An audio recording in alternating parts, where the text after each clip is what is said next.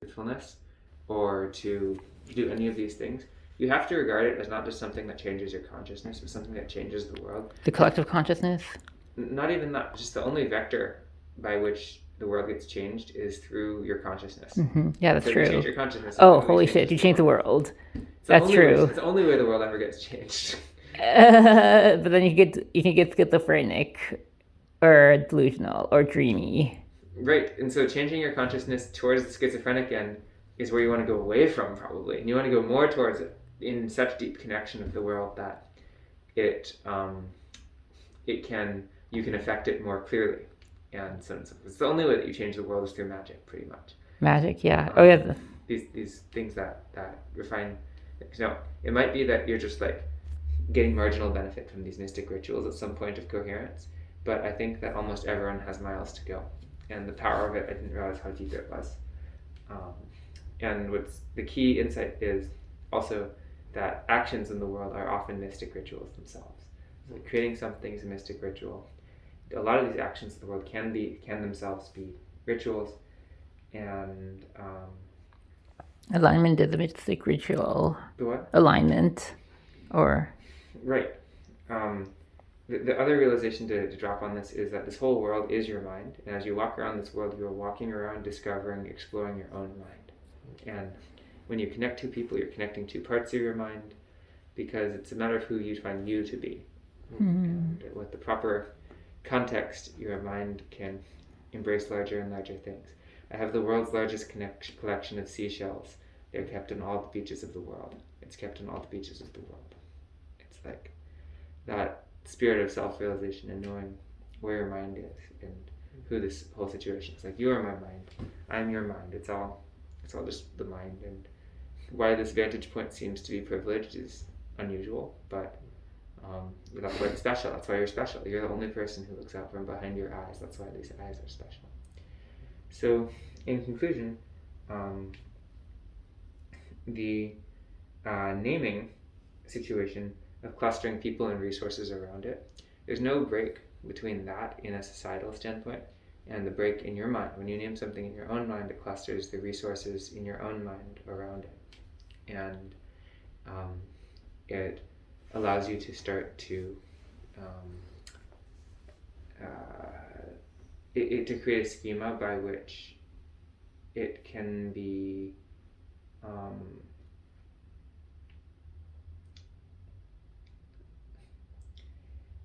the funny thing is that you can create a sufficiently abstract schema and gain a lot of the value of naming. You can just say, this is the waking world, or the dreaming world, or the world of deep sleep, and then you can realize that yourself is separate from the thing that has been named. But the lower level practice of naming something accurately can also have that effect, which is you realize that's just a thing and it's not you, and it allows you to separate between your own voices and the voices of other people speaking. Like, it's a great quote, is if you constantly need to motivate yourself, maybe you're chasing someone else's goals. And especially with people who grew up with like families or parents or contexts that were very controlling, it's like hard for people to tell whether it's their own voice speaking or someone else speaking. Just as they might be hard to tell if you're in a room with someone very charismatic if it's you wanting something, or it's just the echo of that charisma. And the fundamental secret is that you is just an imaginary friend, and it's the ego is the imaginary friend, but the nature of the universe itself, that curious, innocent kind, that is the fundamental you going on here. When you do the act of naming a thing, you realize that that is part of the waking world, the dreaming world, or the world of deep sleep. You realize it's distinct from the witness consciousness that is observing that, so it's not you, and then you can act differently. You can regard it as someone else's voice speaking, and it's like you might feel cold, but you are not the cold. You might feel motivated to do something, but you're not the thing. And to solidify and practice that as a meditation actually gives you not a soft power, but a hard power over many things in your human experience. And the deal with meditation is meditation without an insight like that is kind of directionless, but meditation with an insight, that is the process of grokking or propagating the insight throughout your life, and it takes a lifetime of doing it. But you just need one of those insights, and then you think about it, and you realize, wait a second, every single thing I see is part of the waking world. You're propagating that insight to become a lens of constant awareness. That's what meditation is truly about. So anyway, that's my short thing on naming. And if you name something, that's the ritual of recognizing it as not the witness, and therefore not having power over you. So it's not that you gain power over it, it's that it loses power over you.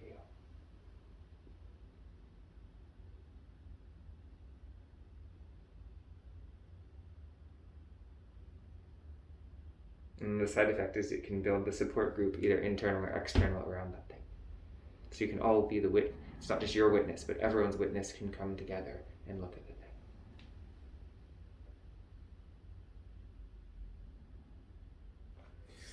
Yeah, something that I've been thinking about recently is how I think naming things is a bit of a violent act. Like, I think it's like there's a sense in which like things sort of float in this space, and like the act of naming something is like exerting violence and forcing it into a box. I like that a lot, that phrase. And there's something like getting into that component that lets you like, I don't know, like put it on a pedestal and like galvanize people towards a particular end. But at the same time, there is this like intrinsic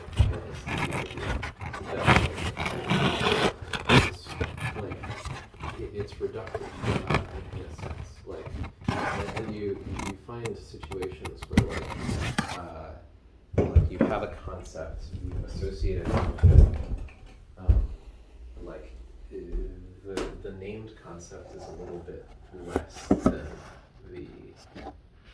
what was before the name. Oh yes, it's reductive. It takes you.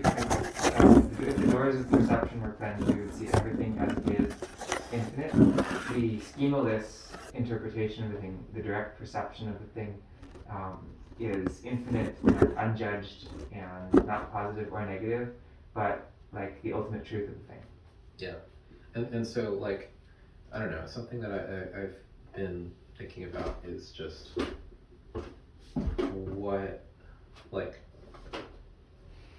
what are these names like given their like I think there's a lot of different dimensions of names. Like one of them is I think this intrinsic violence of creating them. One of them is the power that is afforded when something is named. And another aspect is what happens and what happens when a name is written and when a name is spoken. Like just like sort of the like biblical name of God is not to be written and not to be is not to be written.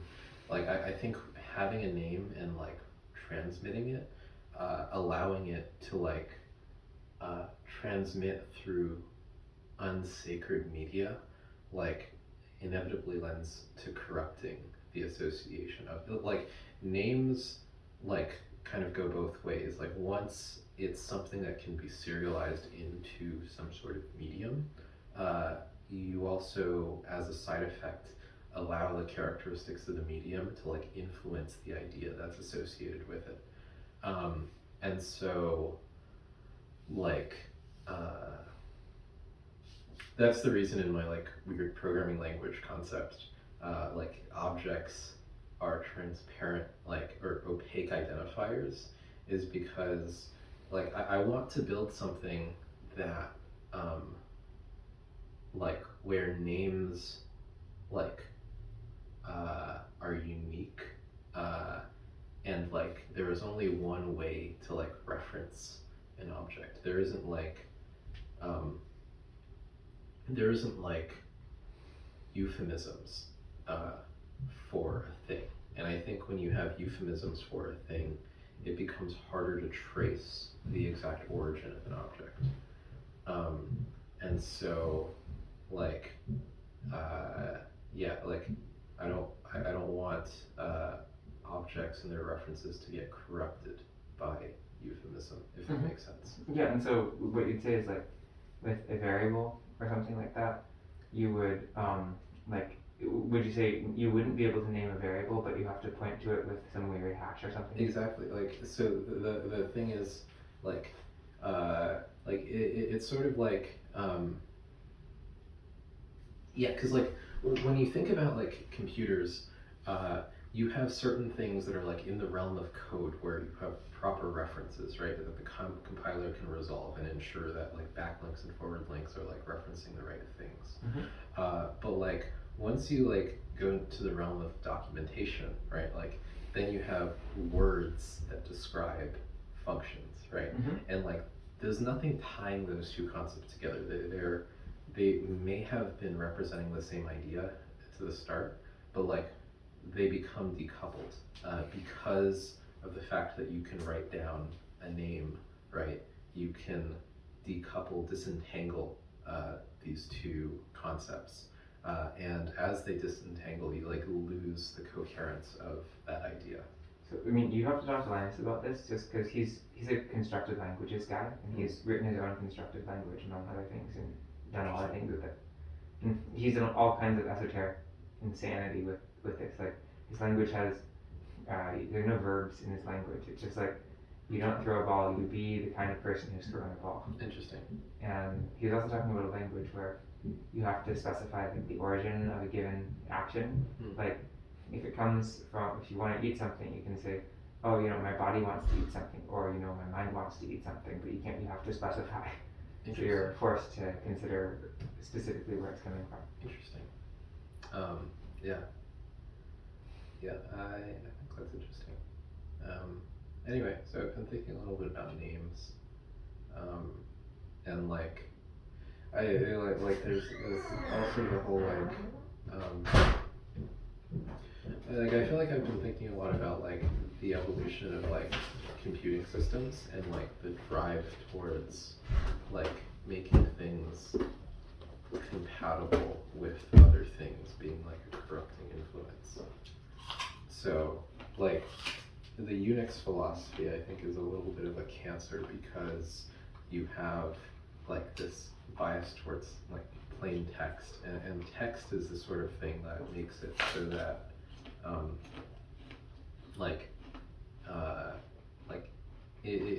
it's a like least common denominator, and because of that, like it really like it biases things towards like losing meaning, right? Like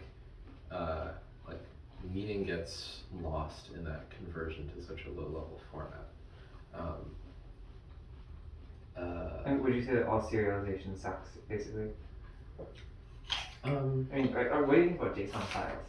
Well, JSON is a little bit too like it's flexible, but it doesn't have any meaning associated with it, right? Like it's an ad hoc structured schema.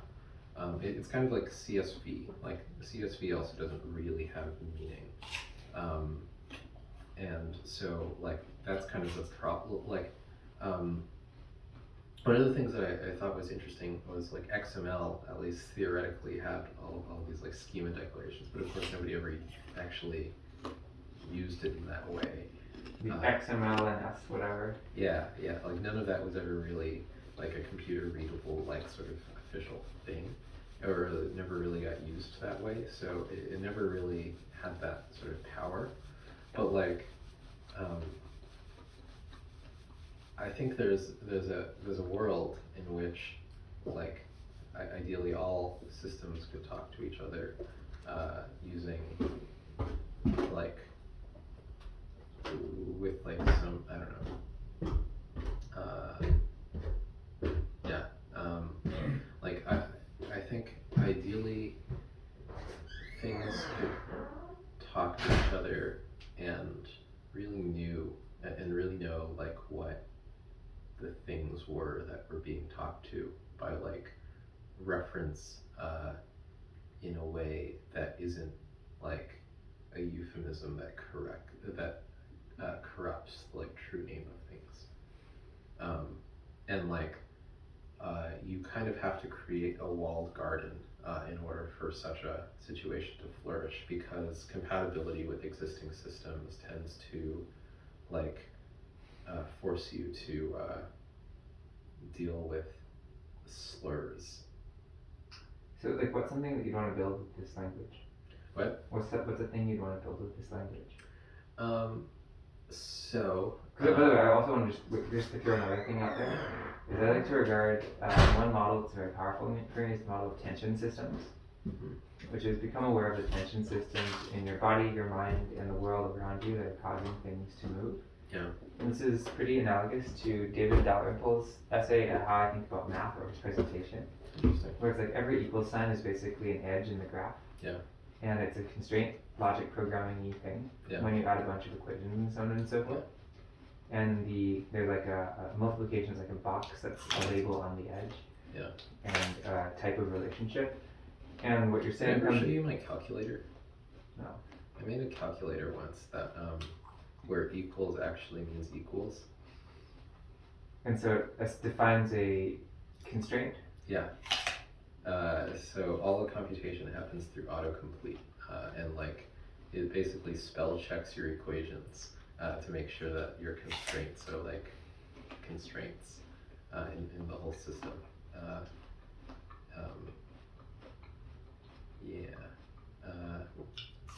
Should do something with that. So what I would love to see, by the way, is something that's like a more real-time version of Mathematica solve function. Yeah. Sort of situation. So I mean, where you can pull on things, or you can tug on things. Yeah. And I would like, and I would even want to see it visualized as a graph, and you Yeah. can see things tugging on shapes and pulling them into existence. Yeah. That's definitely that's definitely something that I've played around with a little bit, but it's been a while since I've looked at that sort of stuff.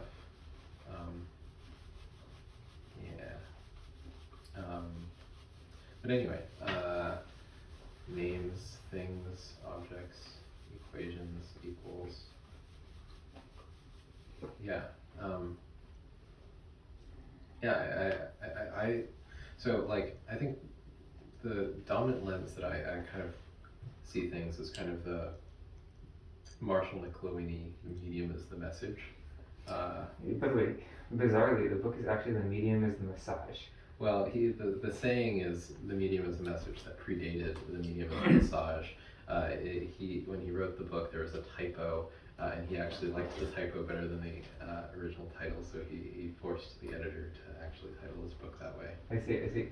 Because sort of there's a whole a book that's worth reading. I actually have it in my car. It's called Engaging the Movement of Life by Bonnie Jintis. Oh, you have a car? Yeah. Oh, wow. And how else do you think he's going to go surfing? I mean, people in the Bay Area don't own cars, but it depends on where in the Bay Area you are. Oh, I don't live in the city. Okay. And it basically says in terms of alternate schemas to interpret the world through, the entire osteopathic lens actually. Oh yeah, osteopathic schema. Oh yeah, by the way, I told you guys bodywork with Brenda Mathiasen. The what? I got bodywork with Brenda Mathiasen, and it really helped a lot with a chronic neck pain, upper back pain. It was the most I've ever gotten. Can you add her to bodymasters.jacobcole.net? Maybe. Wait, who? Wait, what? There are a couple of words I didn't. Brenda Mathiasen, she's a bodywork person I saw in San Francisco, and did Vass's recommendation. But it was a combination of her and Rolfine as well. Are these drugs or I don't know. So there's a person named Brenda Mathiasen. It's just bodywork. And she does body work. Uh-huh. And there's a technique called rolfing, which is about working with the fascia system. Yeah.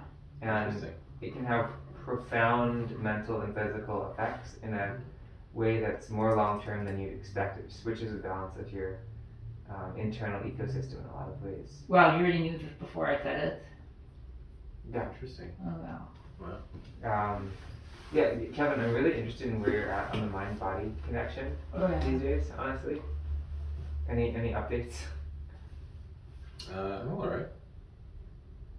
Any updates on your understanding of the mind-body connection recently? Oh god, I'm gonna have to say more. I also like to revert them. I did.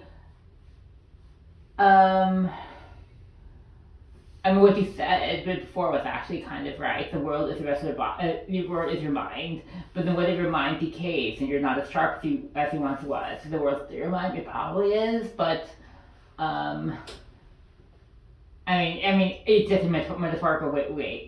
It's strictly true according to some interpretations. By the way, this is what you said is just so much better reading than philosophy of the mind. Like philosophy of the mind, almost all is useless. But what you said is actually like more real philosophy of the mind than actual philosophy of the mind. What did I say? Oh, about the mind, the worth of the world being the representation of the mind. Well, so what I by the way, one unusual thing, Kevin, like this is a pretty intense claim I'm about to make, is I actually think that there's an aspect of the spirit and the self that's maybe completely non-physical, Oh yeah. and You're a dualist.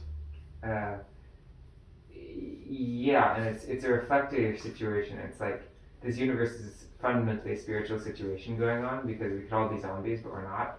Or we also are born in a really freaking privileged time. Yeah. This is like possibly, we might have been too early, but it's depending on AI timelines, it could be fast. Yeah, I mean, it's a very who knows why we're here in this time. I think Yeah. in terms of like big questions, Kevin, the other questions I've always swept under the rug for a long time, but I've been unpacking them. But like one of the ones I actually have no clue about is like why am I here in this time versus another time? Yeah. But that's like one of those big, really, really freaking imponderable questions, and rather say, oh, it's useless to think about it. We're in the time. We're in the time where progress in making where our uncertainty over this, where uncertainty and progress over this is especially high. Where like progress could be really fast or pretty slow. We're just at the most pivotal moment of human history. I mean, you could make an anthropic argument, which is that like this is the largest number of human consciousnesses that will ever be around. That means that the world ends soon. Well, it means that the human consciousness will not really be a thing anymore. Yeah, consciousnesses. Like, I hope our descendants are more awesome. Well, I mean, I think there's a chance that like the number of consciousnesses in the world is peaking right now. Because if we only have one consciousness at some point soon. I mean, yeah. I mean, that's a possibility. It's a distinct possibility, Yeah. right? And So like anthropic argument sampling, like anthropic sampling, doesn't convince me in terms of statistics. It's like, is it equally likely that we end up in each thing? Like, human consciousness, human schmuman. Like, why couldn't I have been incarnated as like a rat? Well, I mean, I think the statement is more that or an extraterrestrial. I mean, you could be, but like maybe the extraterrestrials didn't survive the Great Filter. Like, and maybe the rats are just not smart enough to recognize their own existence, right? There's an argument that like we are in a special time where there's billions and billions of humans, and like right before we all turn into a hive mind and Singleton. Yeah. The question of like what are you here to do, I think, is interesting in the context of self-realization. There's a book called God's Debris by Scott Adams, the creator of Dilbert. Interesting. It's a fascinating book, and it says his cosmology is basically like, in the beginning there was God, and God was one. Then God was Trump. Well, God was then blasted apart into a million pieces by the Big Bang. Yeah. What we're seeing is this universe is God reformulating. And humans are more or less in the image and likeness of God, in terms of that we have a mind and we have a body. And it's in mind nature is a defining factor of the God identity, not like the hands or Vitruvian man shape, but instead the mind nature. And so God is reformulated, and we can either be, you can think, one way you can think of God, which I think is probably less ambitious than I actually believe, is as a thermodynamic principle to reformulate order. Like entropy, Net entropy. And neg entropy. Yeah, it's like the reformulation of order in the universe. I think, like, if you're able to sort of self-realize to embody the qualities of the universe so that they no longer hold you back, and to think and see and be not just this body, but to be a society, it actually can be a transmutation of consciousness from locked to the individual to being distributed into the society. Yeah. And then this is a path to survival beyond the body, is to transmute who you are into being a larger system. Yeah. And to change who you identify with, to change who you're attached to. And that's a path to a greater form of Have you heard of internal family systems? Yeah. Are like change how your internal family systems are relate to each other.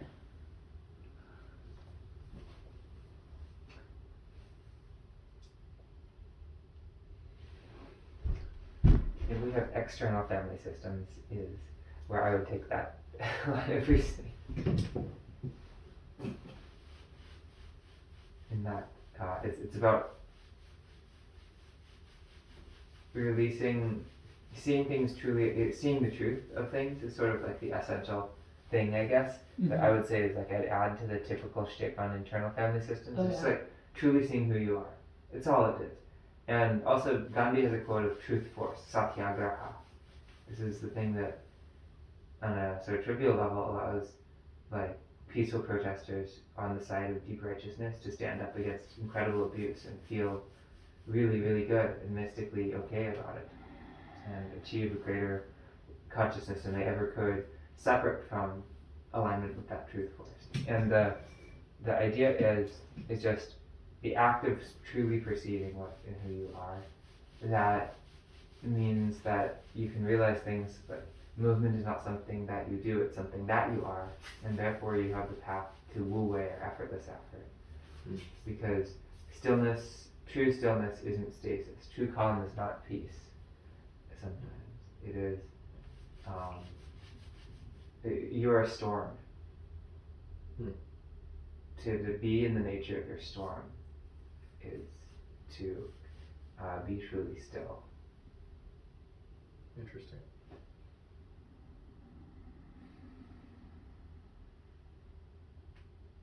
And you might rock more than a few boats. Boats. I like boats. Boats are cool. Yeah. You're a force of nature too, is this essential realization as well. Truly, you're a piece of the cosmos. You are a piece of the cosmos as truly as the stars are. And you're following the You're a cosmos. way for the cosmos to know itself. See, I never got a lot out of that statement. Really?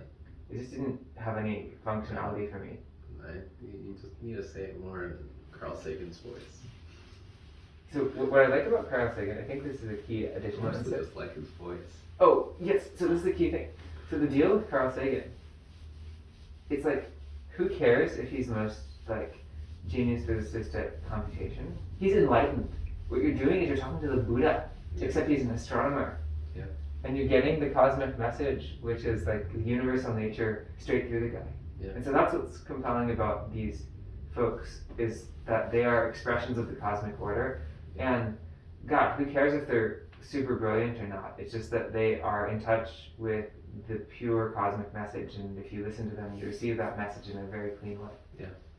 Like, I wouldn't care if he didn't make a single discovery. It doesn't matter to me. It's not at all the point. His approach is right. His attitude is right. His message is a cosmic message. Yeah. Of who you should be, how you should relate. He's following the way. Yeah. He teaches you how to follow the way. Yeah. I wish Neil deGrasse Tyson were better at that. Ew, he's so bad. I wish you were better at that, because Yeah. it's sad that this is the cosmos that we have now. Oh, so Sean Carroll. Hmm? Sean Carroll. I don't know. Girl. He's popular. He's actual in Caltech popular science books, and he's recently gone on the maintained classic blog called Preposterous Universe. Interesting. And he has some of the spirit of Carl Sagan, even though he's not Carl Sagan. Yeah. The thing I like, so have you seen Contact? Mm-hmm. The thing that I love about Contact is Jodie Foster like basically takes on the Carl Sagan accent, and it's just sweet kitty. She's picked up the sort of magical message, which is She beyond the channels words. Sagan, yeah. She channels Sagan, basically. Yeah. She's the actual message that he's like. Physicist Tom Campbell and Buddhist physicist says, like, all that matters is something relevant to you growing up, and you know, he has all kinds of mystical experiences and like psychic experiences in his meditation where he seems to be in touch with extra dimensional intelligences. And so people ask, so do you think aliens exist? And he says, that question is not a question.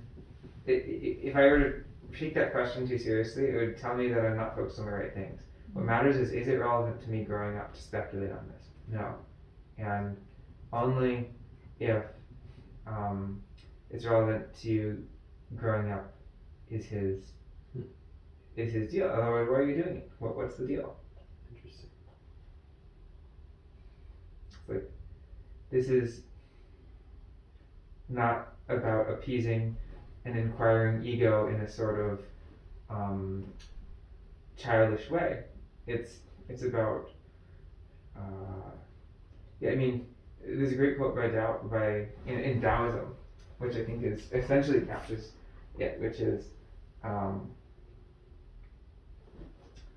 the Taoists observed that people wasted their lives trying to better their lives with questionable results, trying to gain knowledge and chase external things, exhausting their bodies and burdening their minds, only to end up in discontent. So the question is what can you take away from your life? How can you sculpt more have less knowledge and thereby be happier? How can you ask fewer questions than you're asking now and actually have less burden and have more lightness and have a better life? Oh man. And it's very interesting because there's this force that seems to be infinitely upwards towards the always asking questions. Yeah. Yeah. But is it really open up doors? You forget some answers. It's got to be your servant, not your master. Yes. It's got to be in service of bettering your life, not about torture. It's torture or educational torture, academic torture. Like I did an MDMA psychotherapy session with someone, and then they said let's seek wisdom over knowledge. The law of the heart is the essential word here that I think is essential. We also said I should be more grounded. They suggested do rolfing. Give me your leg. My leg? Oh yeah. Can you see how straightened it is? I don't know about that, but let me try an acupoint on you. Oh, holy shit. Is this a tight point? Maybe. It's not totally done. The rolfing, like, there's 10 in that session, and I'm not sure if they're all right, but yeah, they straighten some muscles really good. It's interesting. Wait, just as a thing for you both to know about, there's a crazy spot if you go under the edge of your collarbone. Okay. It's about about 2 inches, and you dig in. You can try a little bit more down or a little bit more Oh up. yeah, those. Yeah, record it. Remember these. There's one here right under the crook, but the most powerful one on most people who use computers a lot is right near the crease. Scalene? Nope, scalene's on neck. It's Oh, under scalene. the collarbone. Oh, under the This collarbone. is closer to the pec minor situation. It's Oh, actually a pec minor. neurolymphatic reflex point. Neuro and lymphatic reflex point. Can I check the spot real quick? Yeah. So the spot is. Dude, Jacob, I would love you to see Brenda Mathiasen because you and her might interface pretty interesting. Because she actually knows what she's doing. So maybe if I hit a killer spot. Wow. A killer Let this spot. arm release a little bit. Is there anything tender in there or not really? Not particularly. This one, in that case, Kevin, you impressed me so much from a physical, energetic standpoint because you just have so little tension. Wow, that's so interesting. Fascinated me. Yeah, I do think that there is a spot for you on this side. But when you use a laptop, do you actually hold an eye level, or do you actually just use it like everyone else does? I just use it like everyone else does. That's not optimal, but I guess it works for you. A little bit. I mean, definitely more so than this side. I'm sure that you do have some of these. Yeah, Is this one tender? I mean, a little. What's so interesting is you were just such a. And then there's the other one is under the collar. Well, Kevin is often well built, generally. Yeah, Kevin is you're just like the next evolution of humanity. Oh man. Is that a tender spot? Oh man. A little bit, I guess. Well, it's, you know, Kevin, you really are sort of like together with yourself in so many ways, Interesting. which is fascinating. Like, you're the only person probably in the last year could hold up their hands for 10 minutes in the first try without like losing their shit. Holy shit, that's so interesting. Pretty fascinating, honestly. You've observed this in my people. That's so interesting. Like, did you see how hard that was for me? Remember how easy it was for you? It wasn't that easy. You just did it. You just were like, okay. Oh, I remember being pretty annoyed by it. So This is how this is like a fundamental piece of psychology that the psychologists all fail at. How far they can hold their hands up without dropping. So the one more spot to check. Can I check one more spot? Yeah, sure. Interesting is the outer calf area. Outer calf. So this is the one that is on Alex, and really on Lily too. There's a spot. Oh, that's yeah. an intense situation. How well do you know Lily? I mean, we've known each other for a few years. What? You've known her for a few years? Yeah. I mean, we've hung out on various occasions, had hosted some salons and stuff. Oh, I see. What do you talk with her about? Mostly these days spirituality, because she's sort of tuned in on more dimensions of reality than most people. Oh. I sort of now I'm catching up to understanding. So any of this tender or not? Okay, interesting. I mean, what's tender supposed to mean? It's like, ooh, this thing needs to have some. It demands some release. It's really what it is. Or like it awakens you in some way. Well, it certainly feels neat that there's like the little like bump thing, I guess, but like that's kind of a neat feeling, but like. Is it like an ooh shock in some way? No, I mean it's not like a weird shock. Does it release your? Does it feel like if you surf the wave of this pressure, does it release anything that's good? Like, just let yourself follow the message that the pressure is somewhere. Or the tail end of this would be on the foot itself, like on the back of this. Any of these spots just would be like, it demands. Yeah, I mean, I'm not feeling like, I don't feel like there's nothing like really unexpected that I'm feeling. I mean, like it feels like someone's grabbing my leg.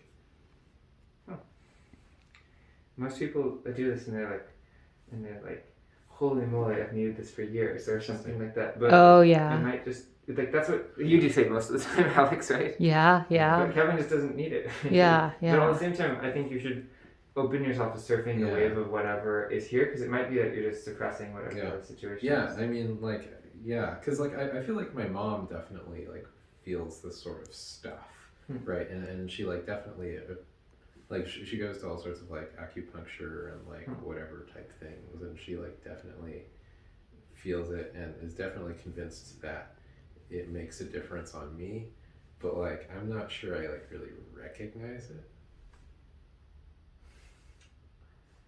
See, it's most dramatic when you find a spot that's just there's a killer spot in almost everyone. I guess the one that's really killer on me is definitely the crease here. Another one that's killer on me is right in the insertion of the ribs. Insertion of the ribs. Huh. Like where? So the sternum itself is intense too. So that basically every point on the sternum has an intensity to it for me. Yeah. That's intense on you? Yeah, I mean there's a certain intensity, yeah. Yeah, it's like more intense than you'd expect, right? Yeah. And then the actual between the intercostals of the ribs, all of those are pretty darn tight. Oh, interesting. Have you ever felt this spot before? Or then the last one would be right in this area. Yeah, definitely feel that. Yeah. So, okay, there we go. So we found something at least. So,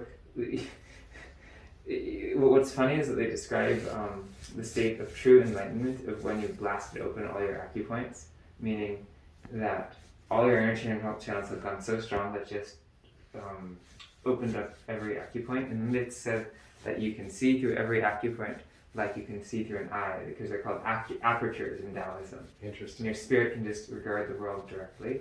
Interesting. And it's also said that it's impossible to become ill at that point when you've had this. And what's interesting is the reason you do these qigong exercises in the Taoist tradition is to charge up and blast the acupoints open from the inside, instead of doing acupuncture where you do the acupoints from the outside. Interesting.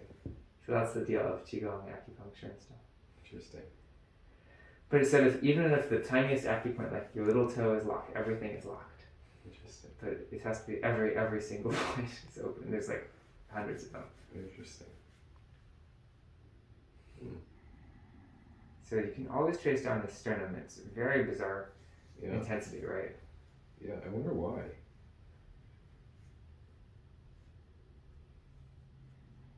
The interpretations are manifold. These ones are called the spirit points, which connect you to your cosmic nature. And also, if you're feeling out of body, you do these points, and then you get back into your body. Interesting. It's interesting. So if you're too embodied or too spiritual, then you just need to get back into your body. Or sorry, if you're too mental or you're too spiritual, they're both ways to embody yourself. Interesting. So anyway, interesting situation here. And then the one over here, this is forget throwing an interpretation on every interpretation. This is only cosmic oneness. All this interpretation stuff is BS. Yeah. But this one over here is that they say that we hide our hearts because they're tender, and we slouch to hide our hearts from the world. Interesting. And that's raw and tender and very, very sad. But when you really have an open heart, you'll realize it's empty, like the void of space, because that's the ego is locked up physically there, and there's no ego if you're really clear. But if you hold a grudge, where you have tension, many people have many years of tension, it will feel very solid, and you're not a clear conduit for the cosmic order to pass through you, because the story, the ego is in the way. Wow. What is a sternum? I mean, like, I know where it is, but like, what is it?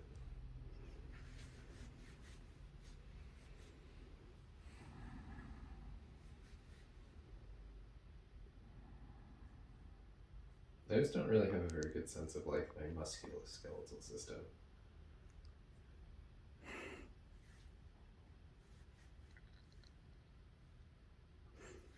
It is. Do you know about the brachial plexus? Do you know about the brachial plexus? I mean, it was mentioned. What is it? Something that was something about drainage or something. I don't even remember. I can look it up quickly. It was just something one of my bodywork people mentioned as kind of like important, or like at least very, very webby. Well, got like a keloid there. Okay. Yeah. Keloid. I was curious. Is it painful to push on that? No, not really. What did you do to it? I had acne there, and then. Oh man. Yeah. Do you have less acne than most people? No, I think I mean, I still have acne. Okay, sometimes. okay. But like, yeah, I mean, it's just like there, like I had acne and I kept like popping it, and then eventually it like formed a keloid, which wasn't great. Yeah, that's kind of annoying. So one thing that's interesting to think about is your vertebrae have space on the front and back sides, and usually we think about stretching the back as opening the back sides, but you really want to open the front side of the vertebrae too. Is that like you have to do a special yoga pose with the arms up and legs up? And the tricky part about opening the front is it's hard to do with a passive stretch, so it's good if you activate your core.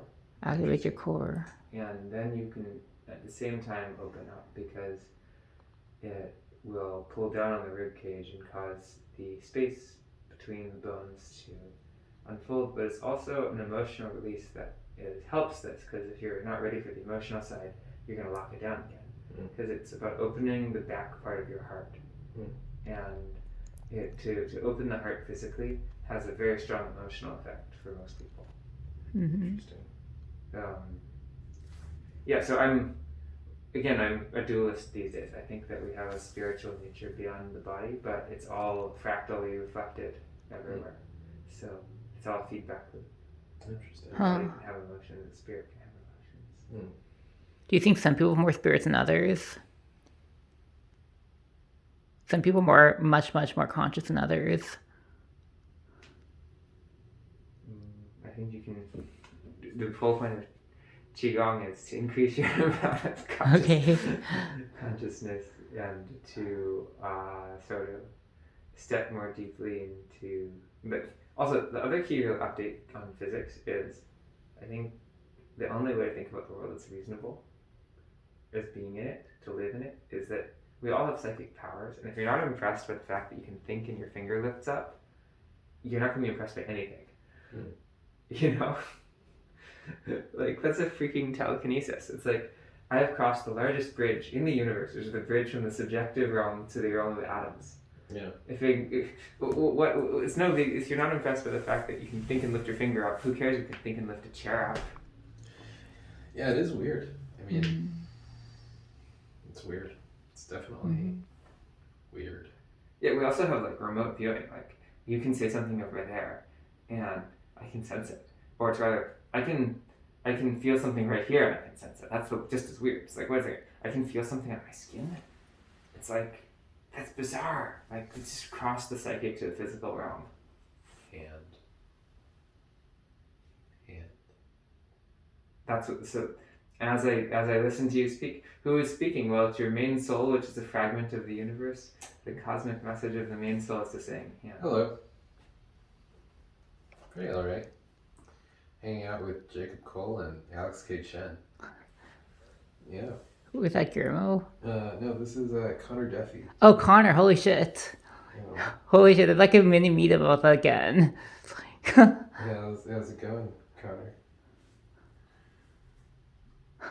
How's Cambridge?